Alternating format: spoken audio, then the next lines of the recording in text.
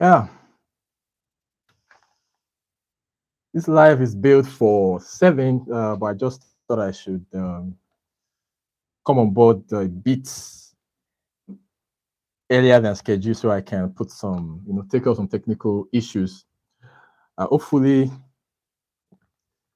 you can hear me. Okay.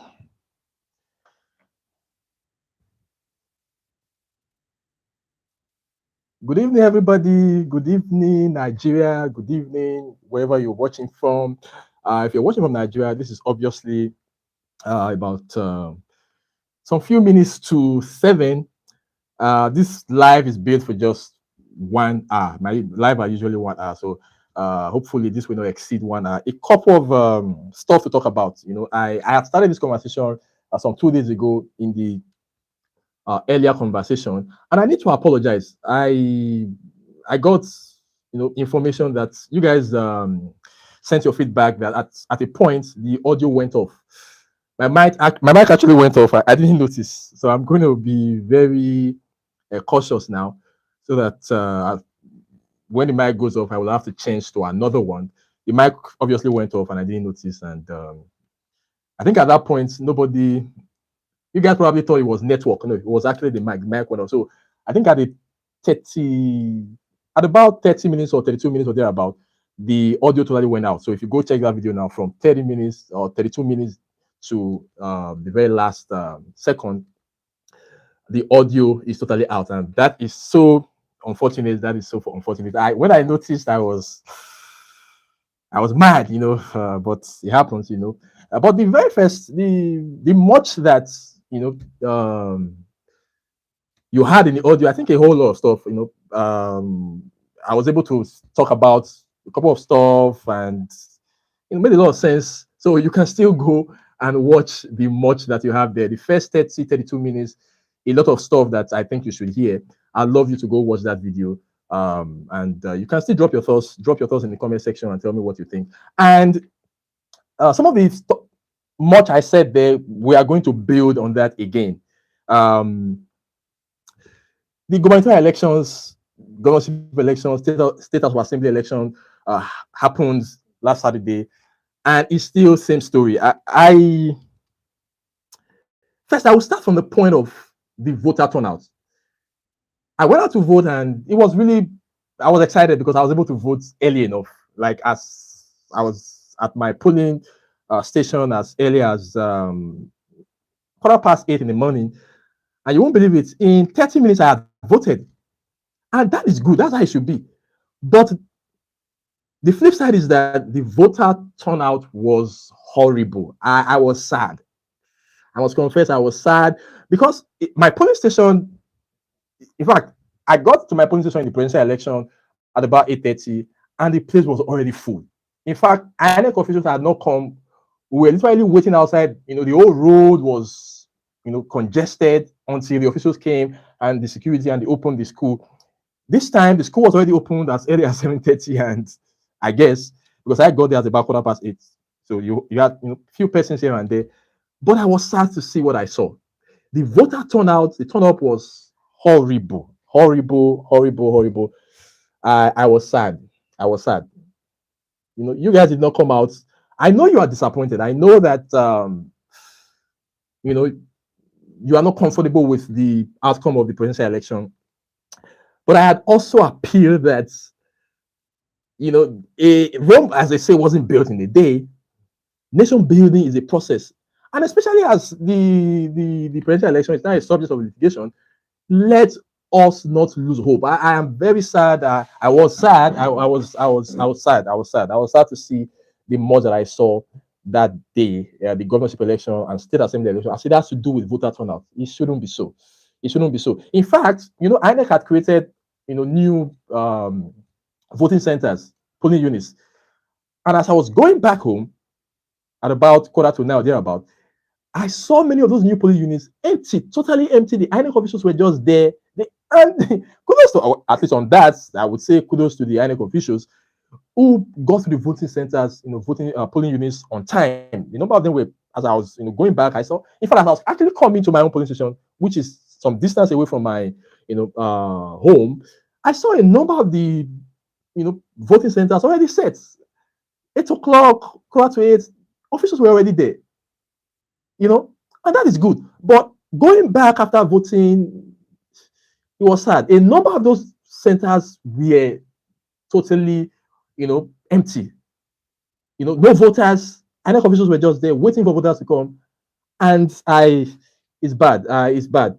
But I can't even blame Nigerians. And of course, we should blame ourselves. Yeah, we should because, like I said in the last video, you see, the politicians you think are the problem. You say they are the problem. You say the politicians are the problem that needs to be get rid of. These people are resilient. They face obstacles, they face challenges in achieving their own bids, which is many times usually contrary to the our own wishes and aspirations, contrary to nation building. Usually these acts are not patriotic, but they are so vehement, they are so calculative, they plan, and they never give up in achieving their own narrow interest many times. How is it that you say you want to, change the system? You say you want to, you want a better country. You say you want, a better system. You can't make sacrifices. So I did see after the elections, the presidential election, I did see a number of people burning their voters, especially young people on TikTok, and I was like, come on. Why are we doing this? How do you burn your cards? Because you did not like the outcome of an election, especially when that's when the matter is now a subject of litigation, is in court. The court could, turn it like the court could, give a decision that will favor, your interest ultimately. So why would you burn your card and why would you refuse to go vote? I must say that Nigerians, we didn't do well for staying back home and not going to vote. It's not good. It's not good. There's no way we're going to build this country like that. It's not going to work. It's not going to work. We must be resilient. We must show more courage. You must be resilient much more than the people whom you think are the spoilers. This is the truth. But that's for us, for Nigerians and the voters. But the fact of the matter is that, and I'm not going to shy away from it, the fact of the matter is that INEC must receive the bigger knock. INEC must receive the bigger knock. And please, if you're online, I would really love you to drop. I'm checking my mic to be sure that it's still on. I don't want to have the experience I had the other time when it totally went off and I didn't notice. So I'm going to be checking. This is the lights to be sure that it's still on. So at any time it goes off, I just switch to another one. Good for me. I have another one I can use. I think this one will last. The battery will probably last for 30 minutes or thereabout. So at about 25 minutes, 7:25, I may have to change this. So we are fine. Our audio will be fine today. So, like I was saying, the bigger knock should go to INEC. Yeah, the bigger knock should actually go to INEC. You see, from 2019 to 2023, Nigeria has spent about $1 billion on INEC. In all of the innovations that INEC introduced, voter education, purchase of materials and all of that, Nigeria had spent $1 billion. $1 billion. That is huge. So this is what we have gotten with $1 billion. Voter apathy. If there's nothing, I just hope that the courts will do their job. I just hope that the outcome of the courts will be what Nigerians will really be comfortable with. Otherwise, we are going to find ourselves in a messier situation than we were before this election in terms of voter apathy. I am telling you the truth. What we are going to have will be worse than what we used to have in terms of voter apathy. Because if you see the level of voter apathy, how people stay back and didn't come to vote. Now, this is me speaking from Edo State, I've been saying it precisely. And I know that this is what replicated itself in many parts of the country. So if we spend 1 billion on INEC to ensure that our elections are better, to ensure that we have free and fair elections that will be acceptable to all, and this is what we got in the February 25, exercise, and then seeing how Nigerians have reacted, people don't want to go out and vote anymore. We are going to find ourselves in a messier situation than we were before now, in terms of voter apathy, especially amongst young people. That's what really bothers me. If young people are not, interested in the polity, if young people are not interested in voting, that is bad. That spells doom for our political system. It is terrible if people in their 18, 19, 20, 21, 22, 23, 24, 25 are losing interest in our electioneering process, in our polity, in voting. It is a problem that should bother us. So it means that we have just spent $1 billion to procure voter apathy, a worst form that we ever had. Because a lot of people are very disappointed, are frustrated in the most that INEC gave us in February 25. I just, when you thought they would do better, I just gave them a little commendation in the fact that, at least from my own area, I saw INEC officials, on ground early enough, even though the voters were not coming.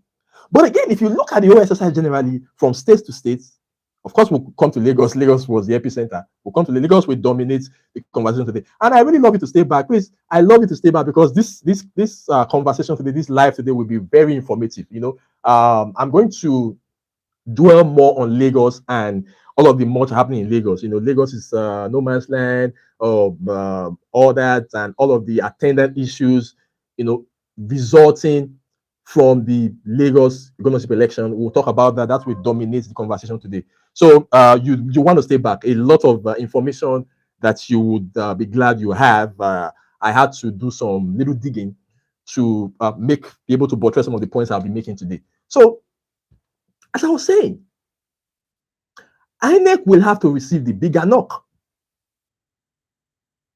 Now, if we will just do what is right, we'll all be fine.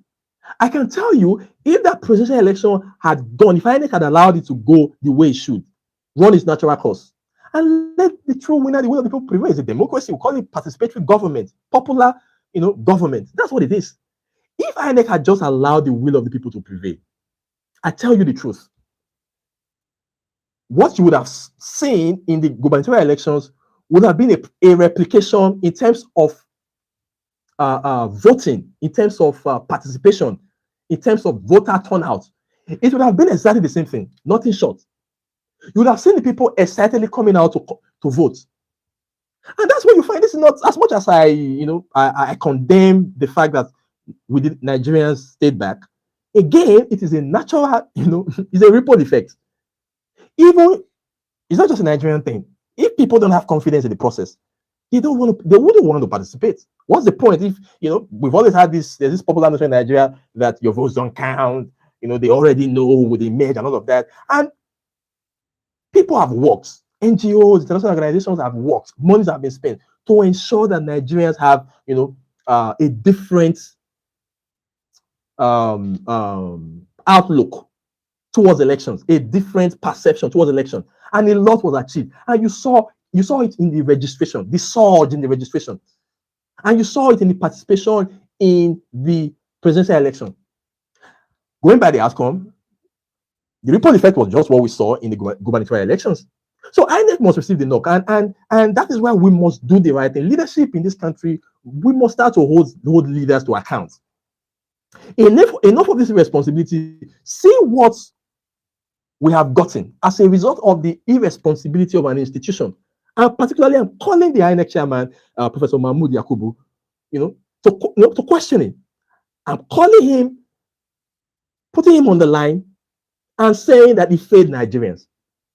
And like I said in the last video, it is not too much to say that by now, the INEC chairman ought to have been going under some interrogation, as it has to do with the much that happened in the elections. And I find it really ridiculous that he had to even sits as INEC chairman to conduct another major election in the gubernatorial elections. I find it ridiculous. I find it absurd. I find it, preposterous. But you see, we are where we are, and this is why we have been saying what, and condemning the most that happened in February 25.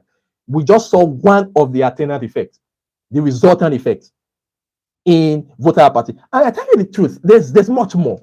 There's much more. Voter apathy is just we're just resuming the first dose. If you have citizens, majority of the citizens not interested in the polity, that is a problem. You can't call that democracy anymore. You can't call that democracy anymore. And that's why I think the president-elect should not be excited at all. He shouldn't be excited. He shouldn't be excited. Where is your legitimacy? Where is your legitimacy? It's all right. So again, I must say it again. I am sad to see the voter apathy, the fact that people did not come out to vote. I am sad. I am sad. When I got out on Saturday and I saw the various polling units empty, I was sad. I was really, really sad. I was really, really sad. I must confess. I just don't know how we are going to get out of this. I just don't know. It bothers me that especially young people, they are losing interest in the policy. Again, this is where the buck will now stop at the table of the courts.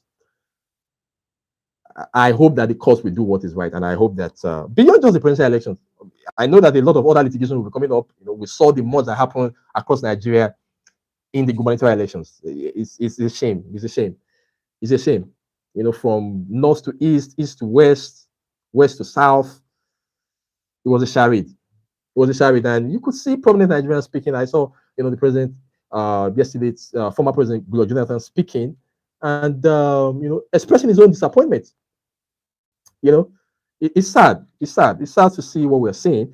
Now, it would appear that ab initio, INEC was not even prepared for this process, because you remember that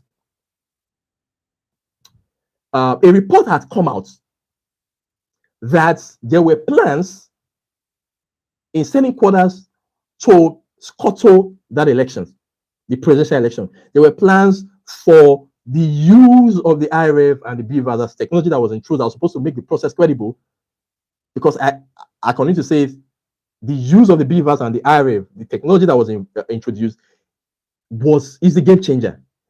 That was what the hopes of many Nigerians was built on.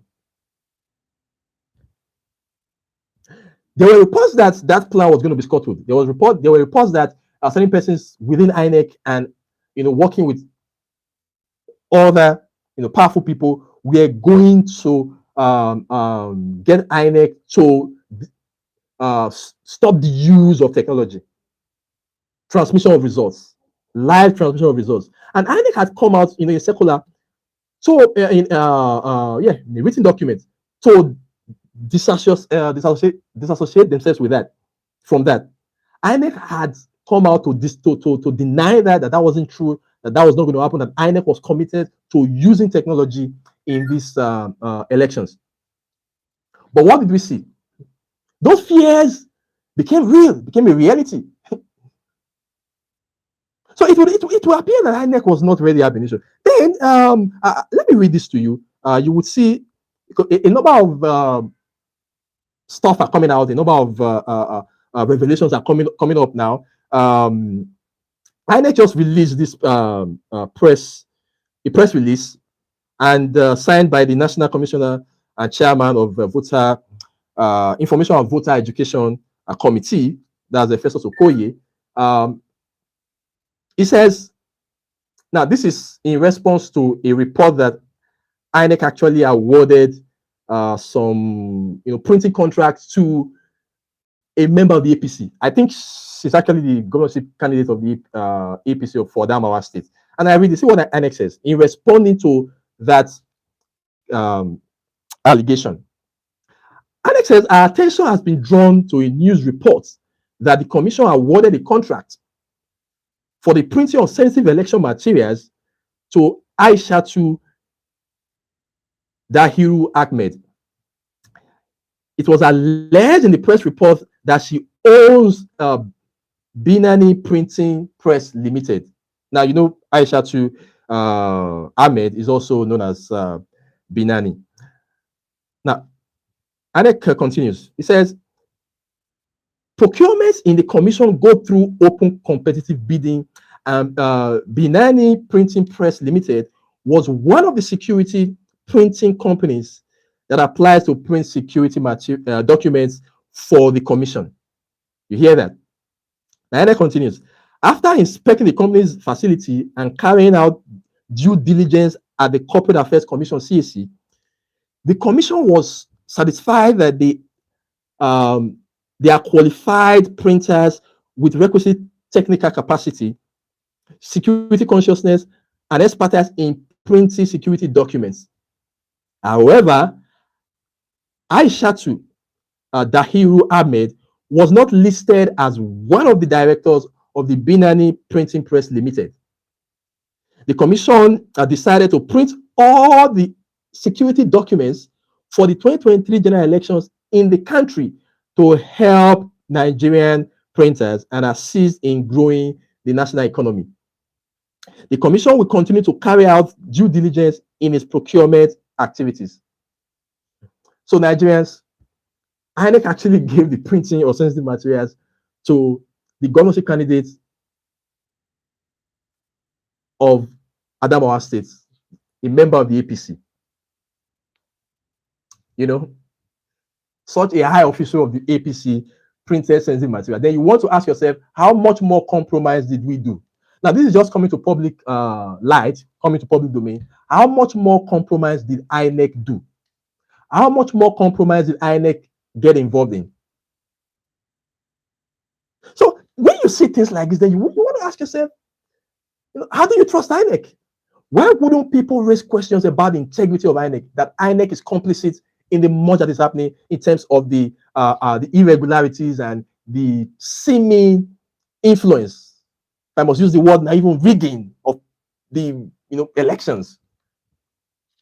Rigging in quotes now. So when you see this much coming to light, then you ask yourself, how much more compromise has INEC done? This is just coming to public light. How much more? So it appears that INEC, the electoral body, was not even ready for this process. It was not prepared to be an unbiased umpire already. So there's so much to say about INEC. There's so much to say about INEC, and it's so embarrassing. I'm still checking my mic to be sure that it's still on. And please, if you're online, I really would love you to drop a comment. Just drop something. Just say hello, or you probably want to drop a comment concerning the most that is being said. A couple of persons are online. Please, I would love you to drop a comment and just to it's a conversation. The most that you have to say may also inspire some thoughts here from my end. So that is it. INEC, it has been a problem. We must confess, INEC has been a problem, and it's a shame. Now, look at going to the governorship elections now. You want to ask yourself, did we have a war or we had an election on Saturday? No, was that? I thought we had seen the worst in Iwu's INEC. Remember Iwu, Obasanjo's INEC? I thought that is the worst that we could have. It's a shame that we are back to the Iwu days of INEC. It's a shame. Seeing the much that happened on Saturday gubernatorial elections, coupled with February 2025, the free voter suppression with security just standing by and watching Nigerians being denied their rights to vote. I thought we are seeing the worst in Iwu and Obasanjo. It's a shame to see the more that we saw. And it particularly worries me how the president has been largely silent about this. It particularly worries me. I think I need to turn off my lights. It's getting quite dark. Okay. I think this is better. Okay, I have to adjust my lights so that you can see me better. I think this is better. Okay,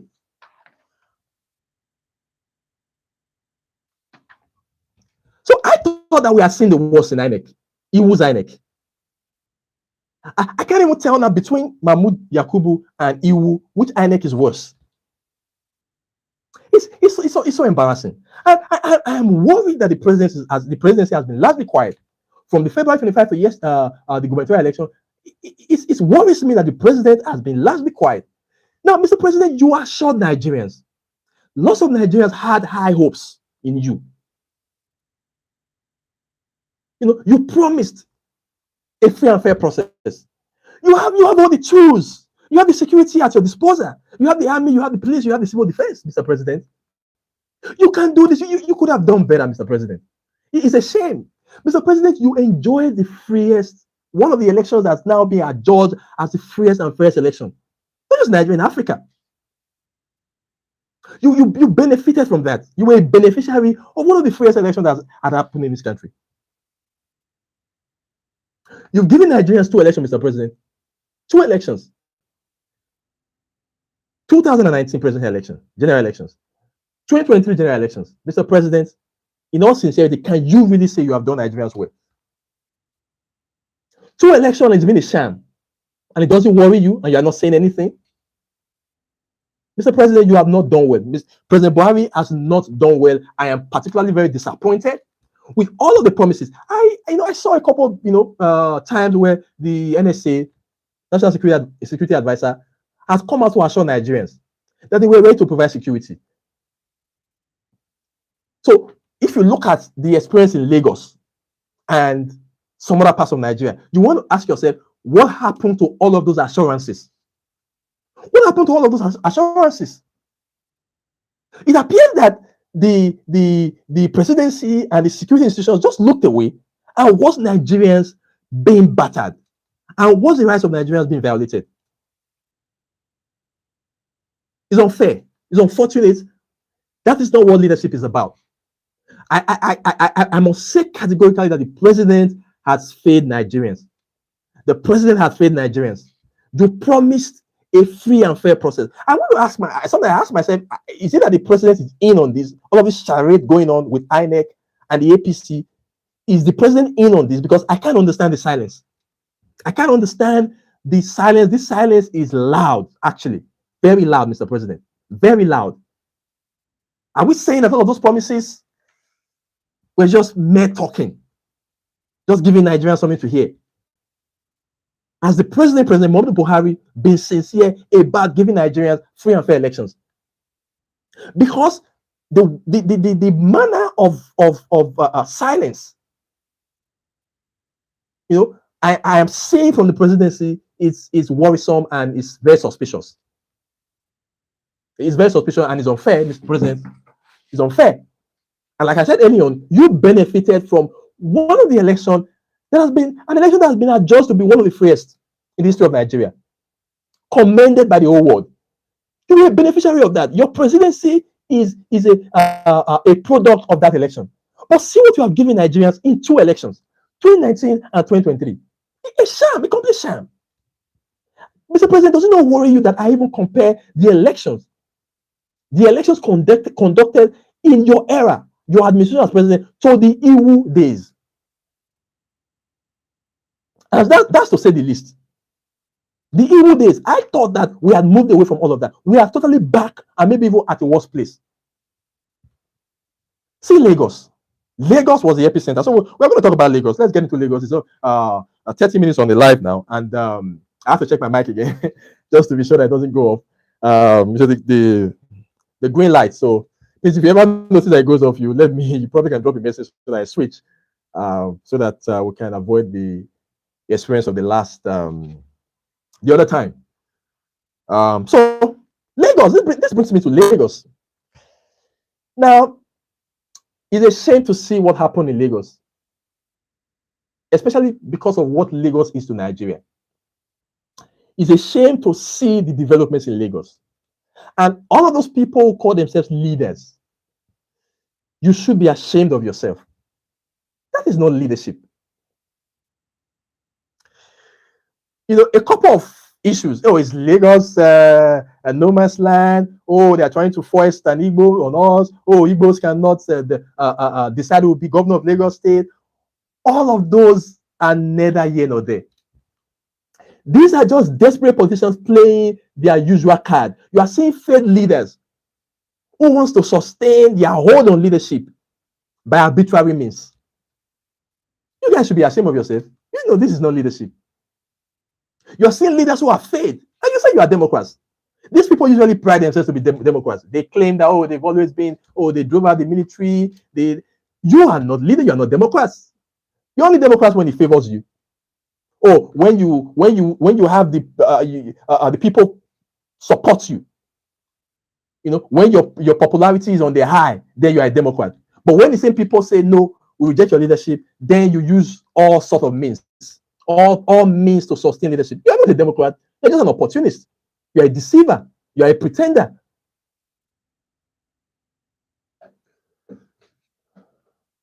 So the development in Lagos is shameful, to say the least. To see the level that leaders have reduced themselves to. How did we get here? How did this become a an ethnic conversation in Lagos? How did this become an ethnic conversation?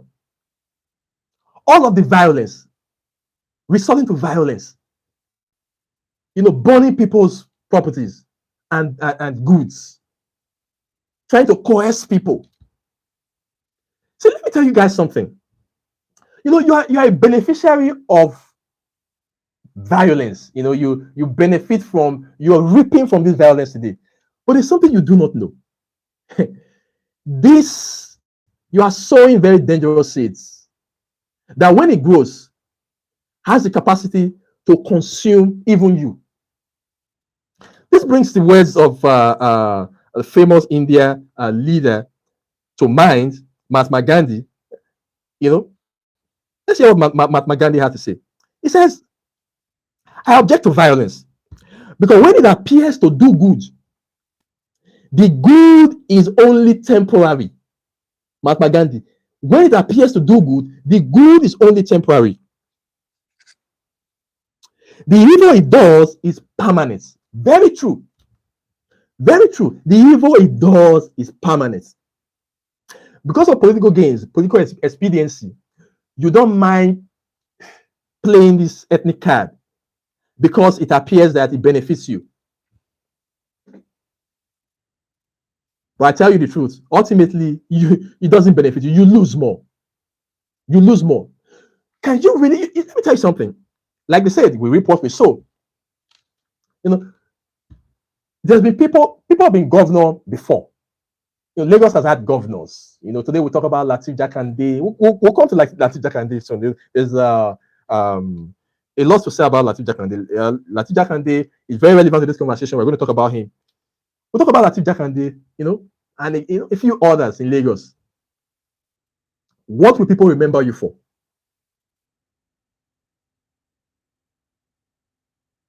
Now, Bayo Onanuga, one of the spokesmen to the president-elect, Bola Tinubu, the presidential candidate of the APC.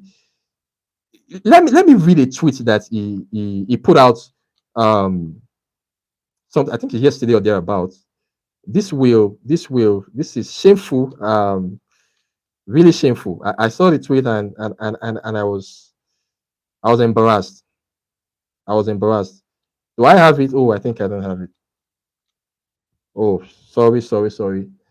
I don't have the tweet here. It was Onanuga was basically saying that those who, paraphrasing now, those who think that they can impose,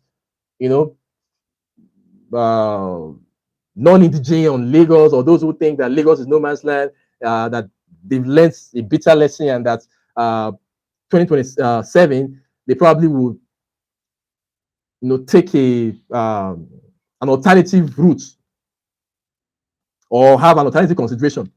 That was him basically mocking Nigerians and those who did not want to vote for the APC. With all due respect to Bayo Onanuga, I would say that you are dancing on a dead man's grave. That's literally dancing on a dead man's grave. Now, how do you say that? How do you even say that they have learned their bitter lessons? So you are saying that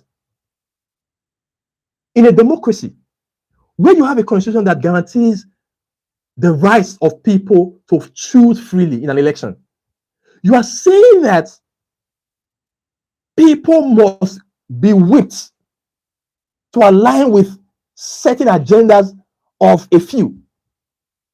No, doesn't even make sense. I would say in a democracy.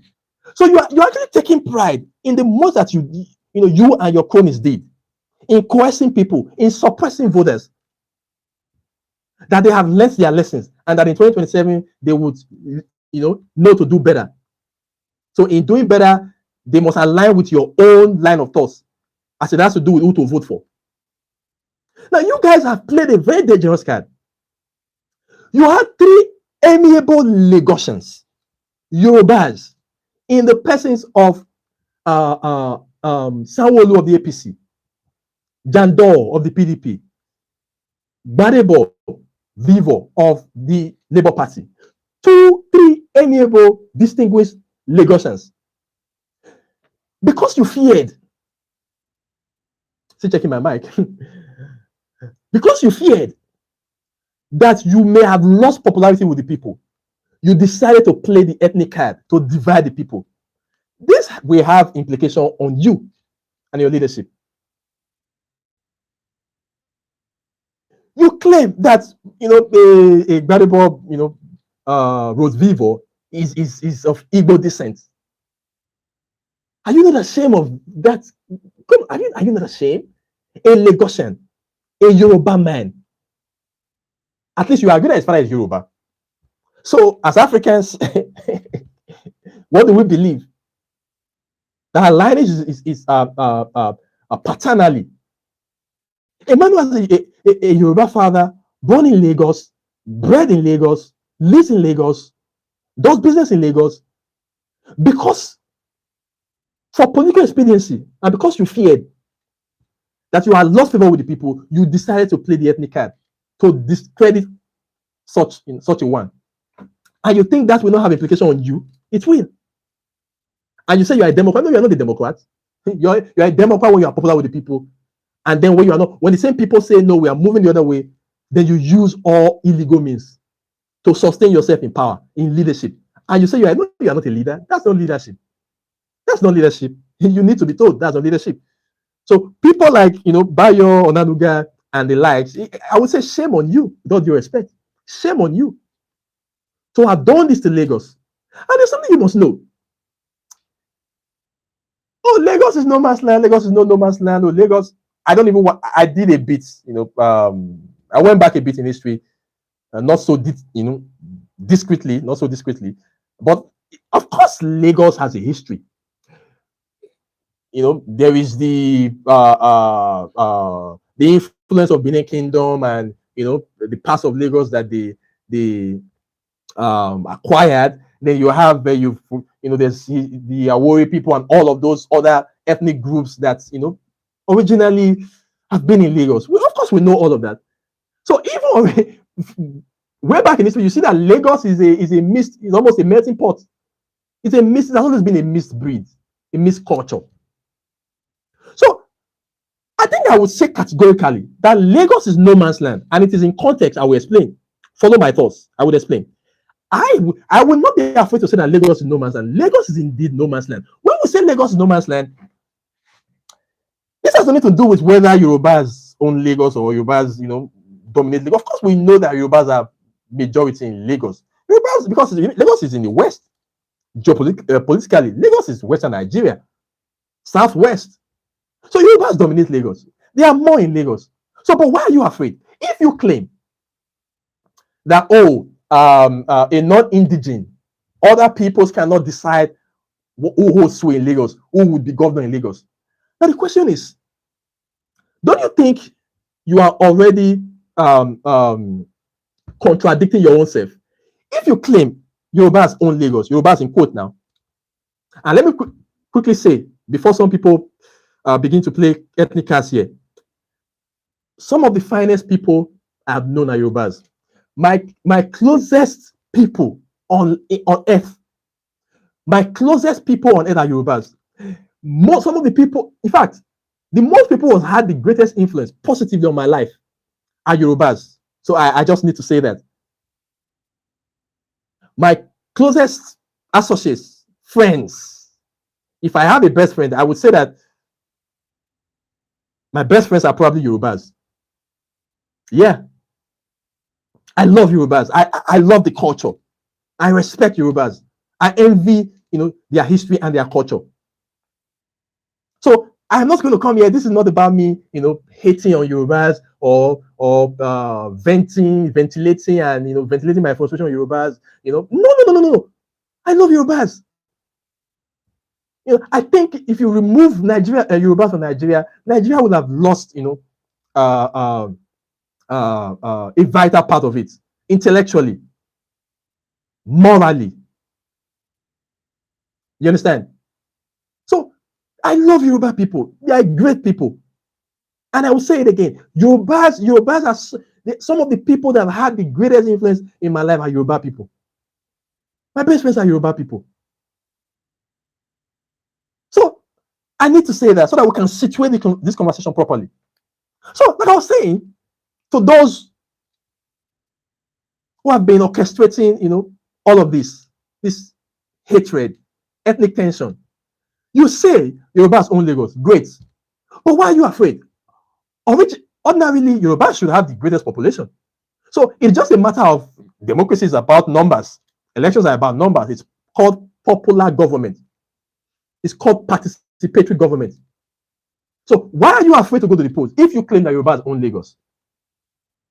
Naturally, Yoruba should just go because if they believe in that's your sentiment.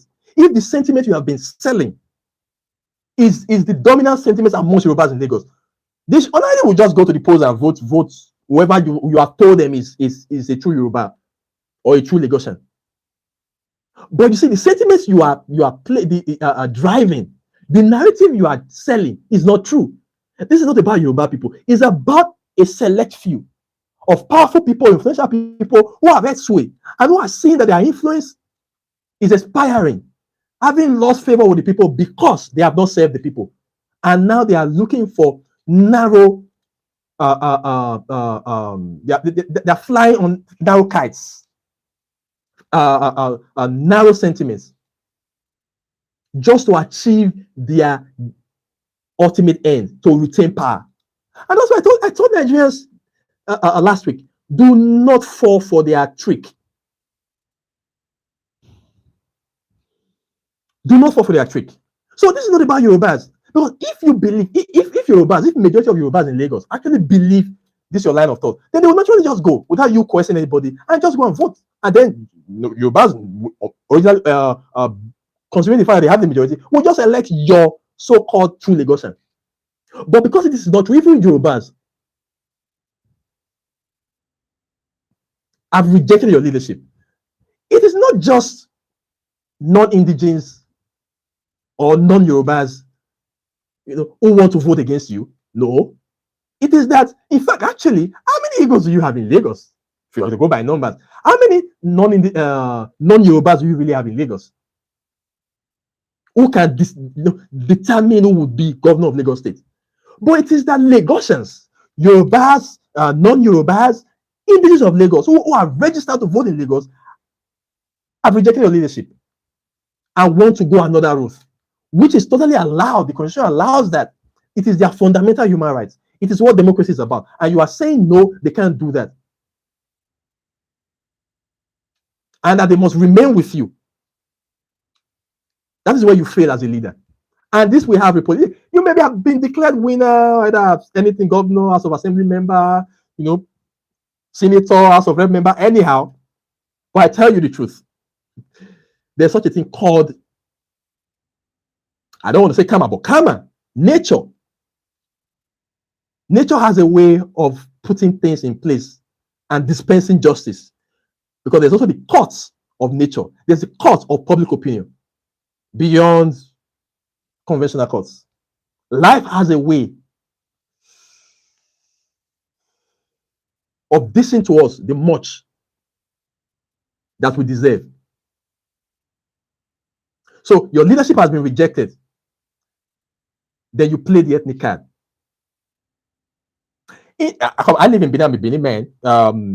In those states, if a group suddenly says they want to dominate, or somebody emerges and wants to be governor or anything, and then the Benin's are saying, oh no, you can't.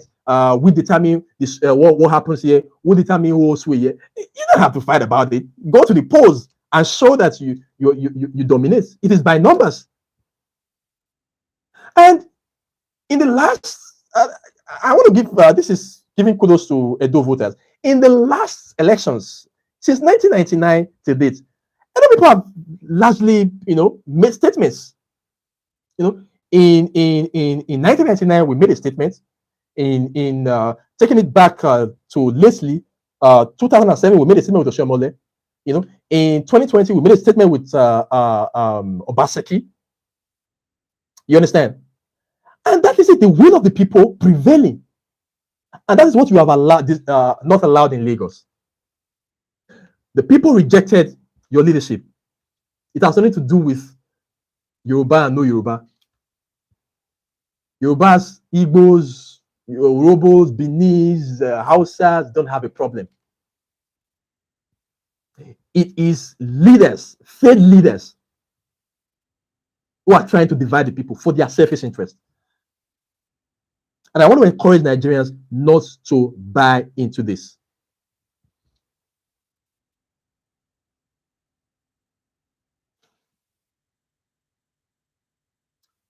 Lagos. Is Lagos a no man's land? Yes, Lagos is a no man's land. I will explain.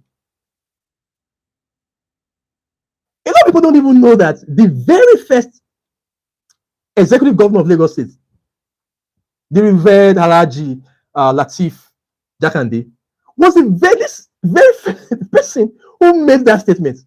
Just like government of people by the people and for the people is credited to Abraham Lincoln.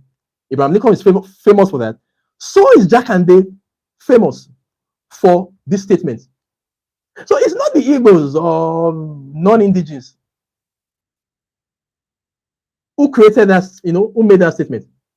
It didn't originate from, it's not a recent development. It was the first governor of Lagos himself, the revered Jakande. Let me read this to you. In his inaugural speech as governor, this will surprise you for those who have not seen this. He says, on Saturday, this is quite lengthy, but I'll not read everything. You probably will go online and find it so you can get to see everything. I just read a bit of it. Just follow me. Lagos is no man's land. Alhaji Lateef Jakande. On Saturday, 28th July 1979, you elected me, this is Jakande speaking now, by 559,070 votes to 126,805 votes. The first executive governor of Lagos State. Today, as a result of that election, the chief judge of this state, in accordance with the provisions of the Constitution of Nigeria, has invested me with the office. This is an inestimable honor of which I am very conscious. It is a call to service that I take very seriously in all humility. Follow the line, follow the reading. This will really interest you. Lateef Jakande still speaking. And I want to assure you that I shall spare no efforts to justify the confidence which you, the good people of Lagos State, have demonstrably reposed in me. God moves in mysterious ways, says William Cowper. His wonders to perform. His purposes will ripen fast, unfolding every hour. Jakande continues. The creation of Lagos State, like all great events, is not the achievement of one single person. Hold on, I'll read that again. The creation of Lagos State, like all great events, is not the achievement of one single person. Lateef Jakande said this in his inaugural speech. He continues. The territory now known as Lagos is the former colony province created by former, okay, I'll take that again. created by the British administration for their own administrative convenience. Following the cessation of his sovereignty to the British crown by King Dosunmu in 1861, Eko was administered independently by a governor of the settlement of Lagos. Under the commission of 19 February 1866, the settlement of Lagos was governed by an administration, an administrator, and a legislative council responsible to the governor of the West African settlements. Now, this is even recent history anyways. We're not even going way back. Residing in Sierra Leone. This continued until 1874. By letters patent dated 24 July 1874, the territory was administered by a lieutenant governor subject to the governor of the Gold Coast colony. Now, Nigeria was not even in existence yet. Again, this is still recent history of Lagos anyways, and you see all of the combinations. When I say Lagos is like a melting pot. Now, Janade continues. 9 years later, by letters patent of 22nd July 1883, Lagos was administered by a deputy governor responsible to the governor of the Gold Coast colony. In 1886, Lagos was again set up as a separate colony in response to a petition by the people of Lagos, who resented being governed by the Gold Coast. You following that, right? It was administered by a governor. Okay. This was the first time that the territory now known as Lagos State came under one administration. The administration continued under various constitutions until 1954, when Lagos was separated from the rest of the colony and constituted federal territory, that is to say, a no man's land.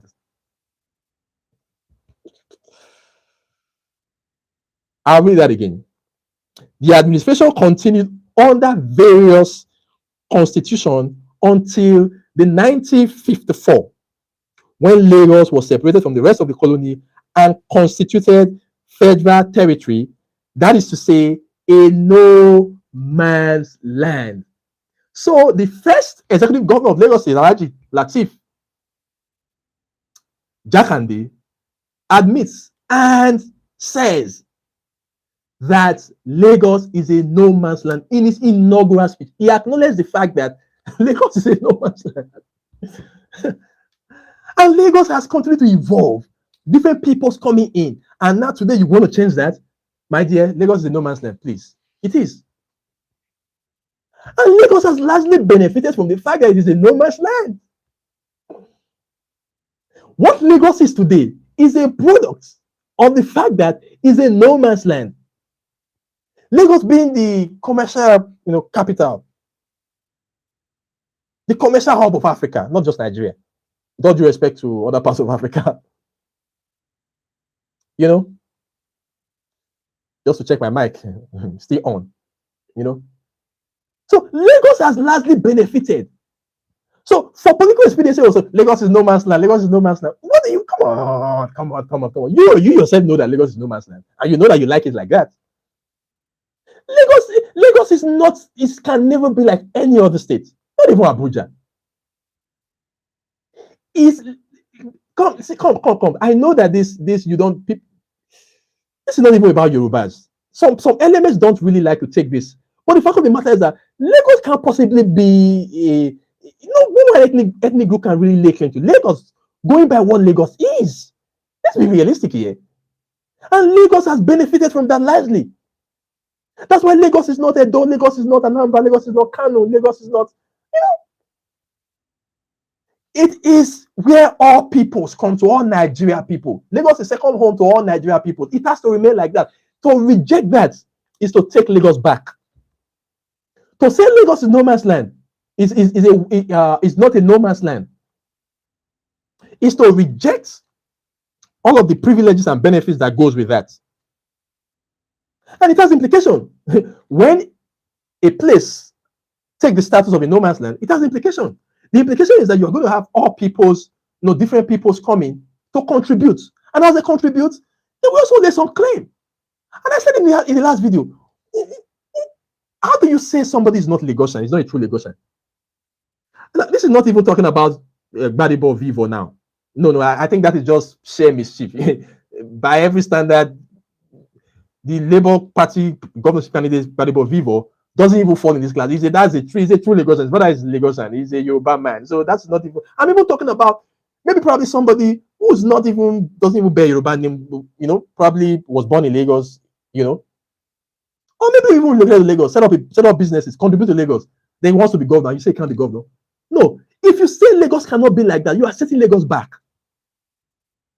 We all celebrate our Nigerians, even Yorubas. In fact, a number of Yorubas are occupying top political offices abroad, Europe, in the Americas, Canada.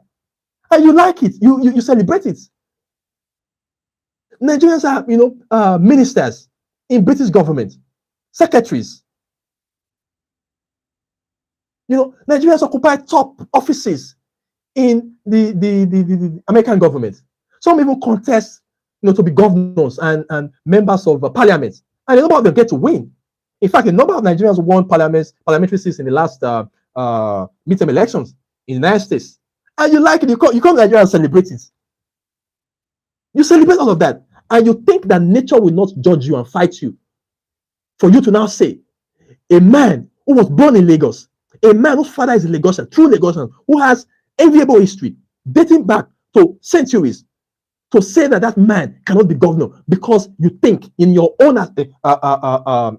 contraption, in your own calculations, in your own assertion, which is desperate, you think is not a true Lagosian. Who is a true Lagosian? Who is a true Lagosian? It's ridiculous. It's preposterous. Argue with Lateef Jakande. Argue with him. He says Lagos is no man's land. Okay, Lateef Jakande was right yesterday, but he's wrong today. No, you are the one being mischievous. Lagos, see, let me tell you something. You see all of this violence they are bringing in. Because you want to achieve your narrow interest, you are willing to burn down the system. It will have implication. You are setting Lagos back. Who would have ever thought a Nigerian will have the courage to strap himself, with bombs and blow up himself and other people? It's happening in northern Nigeria today, and it's been happening for almost a decade now. We are dealing with that. And just when we thought that was enough, you see what is happening in eastern Nigeria. Be careful. Be careful. Be careful. So when you begin to attack people and want to coerce them to fall in line to your narrow interest,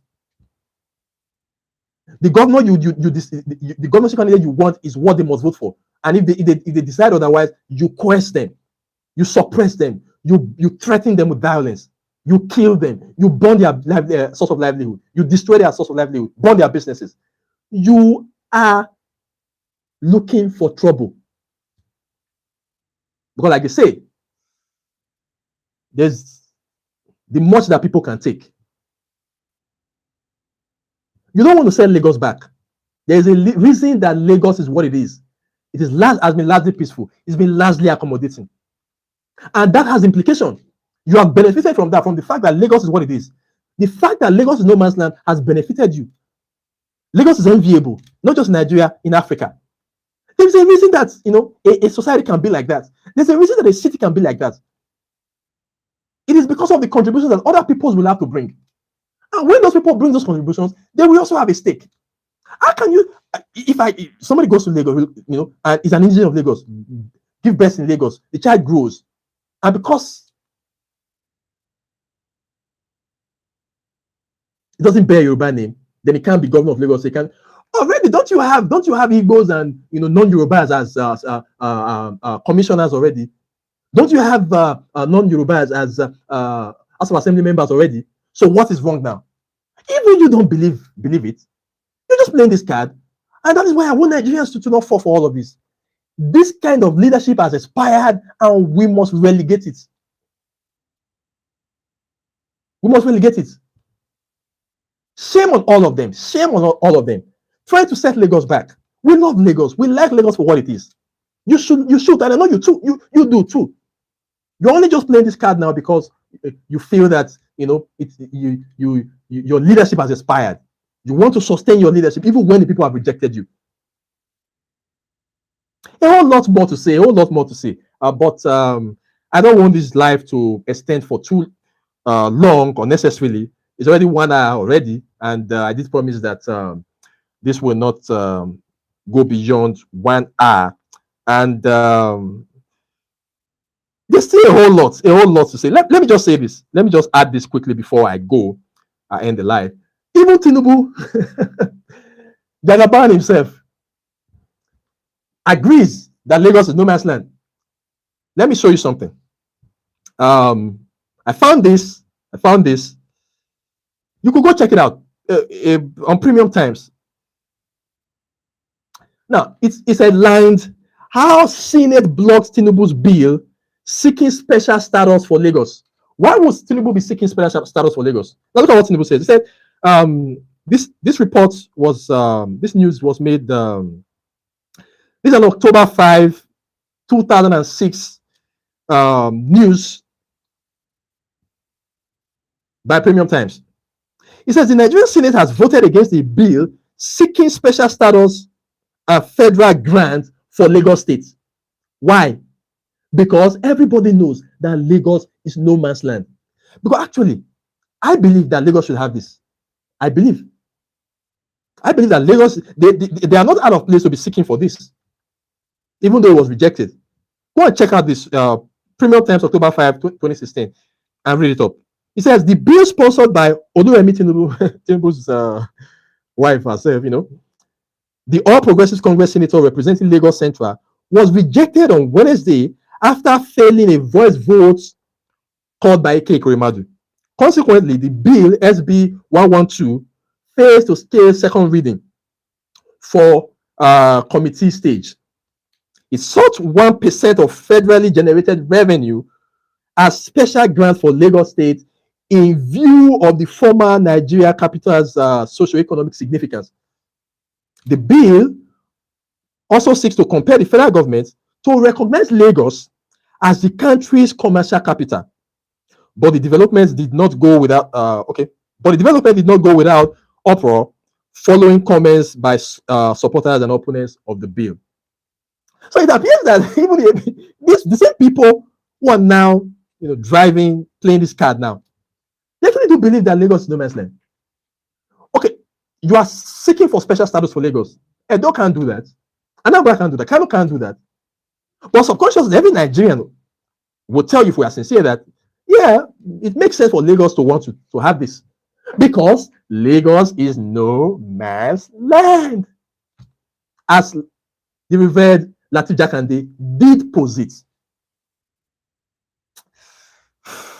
I just hope that we will heal from the damage that these people have done to us.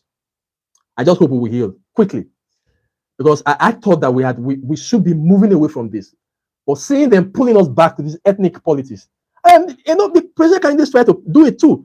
And I must give kudos to Peter Obi, even though they are still claiming that, oh, I don't know how they are getting this, making this up. Oh, Igbos, were sentimental. They voted for their for Peter Obi alone. That's not true. That's not true. That's not true. If you look at the history of voting in this country and electioneering, Igbos have been largely very, very fair in voting. And Peter Obi was the only presidential candidate, because I followed that campaign, who had the courage to say, "Do not vote for me." Checking my mic again. "Do not vote for me because I'm an Igbo man." He was always saying that. Which presidential candidates had the courage to say that? Don't vote for me because I'm Yoruba. Did Tinubu ever had the courage to say that? Or how about Atiku of the PDP? Have you forgotten the Arewa engagement, where he categorically said, without shame, that what he not needs is not an Hausa man. What he not needs is not an Igbo man. What he not needs is an Hausa president. Hausa Fulani president. He said that, playing the ethnic card brazenly. And then they come out and say, oh, the Igbos are doing that. Can't we just stop this nonsense? Kudos to Peter Obi. He was the only man who had the courage to not play that card. And yet, all Igbos voted for him. And you know why they did that? Because largely, Igbos, have been saying this is our time too to be president. They see this as a viable opportunity for them. And they saw a very worthy, Igbo man with character, competence, track record. You think Igbos would just come on? Have they not had other Igbo presidential candidates? Have they really queued behind them like that? Come on, even Ojukwu, the revered Ojukwu. Come on, did they vote for Ojukwu? The revered Ojukwu. So what are you talking about? Can we just stop this nonsense and cut some slack for Igbo people? Let's stop this nonsense. Igbos have not done wrong here. It was in the PDP, they've largely worked with the PDP. They supported Obasanjo massively. They supported Yar'Adua massively. They supported Jonathan massively. What are we talking about? Fairness to the Igbos, they have sacrificed for this country. I know that, they too made a mistake in 1966. But I think it's enough. We must stop all of this. With some Yorubas are great people. They must reject this thing that a few of their leaders are trying to do. And I want to thank many of you Yoruba people who had the courage to say no, this is wrong. I see you on TikTok, I see you on Facebook, I see you on YouTube. I see you using your platform at the risk of being targeted. Kudos to you. And I know that posterity will remember you for good. I repeat, some of the greatest people, some of the finest people, some of the people who have benefited from, some of the people who have had greatest positive influence in my life or on my life have been Yoruba people. My closest associates, my closest friends are Yorubas. Yeah.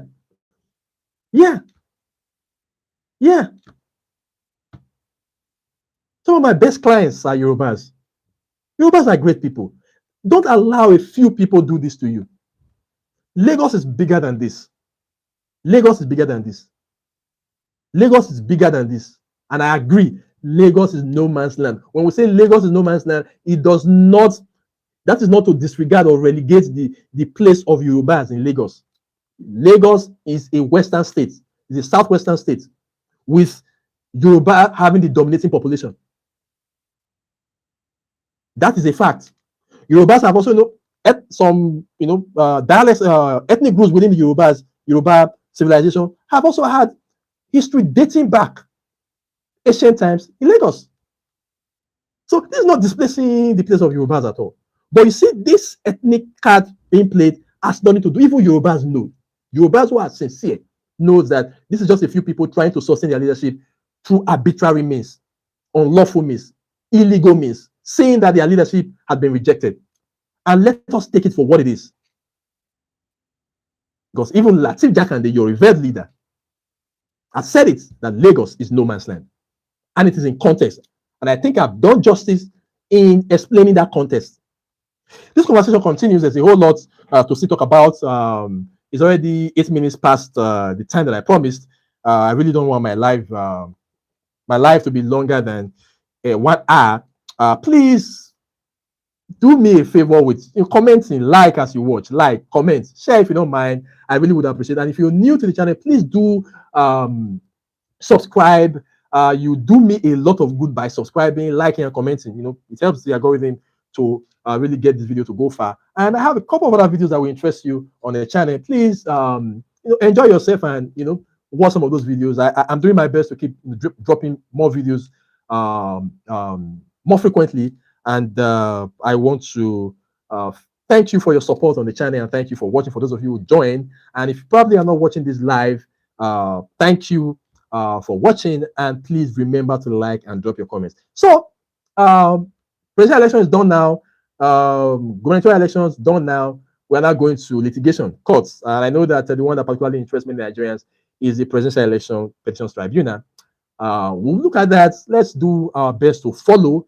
Gather your evidences. You never can tell. That little evidence may just be the deciding factor. It will matter. So, and I know that the political parties are preparing. Hopefully, the court can come into this and do justice so that Nigerians can, repose some confidence. I know that a lot of people are not very hopeful. A lot of people are not, many Nigerians are not very confident that the courts, they largely don't have confidence in the court, but I do. And I want you to, so too, there are still honorable people in that institution, and let's not lose hope. I am confident that the courts will right all of the perceived wrongs, and we can build on that going forward. Again, I must say this, Mahmoud Yakubu, the INEC chairman, and his INEC have not done well.